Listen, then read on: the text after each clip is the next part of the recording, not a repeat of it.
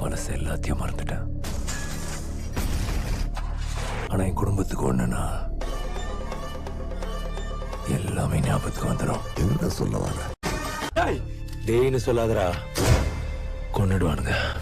டேய்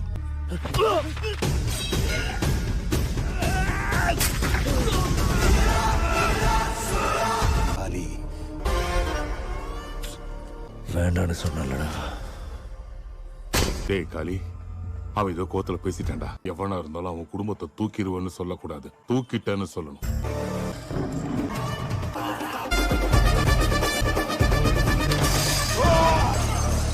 ஏறி வாயா, வா வா சீக்கிரம் வா.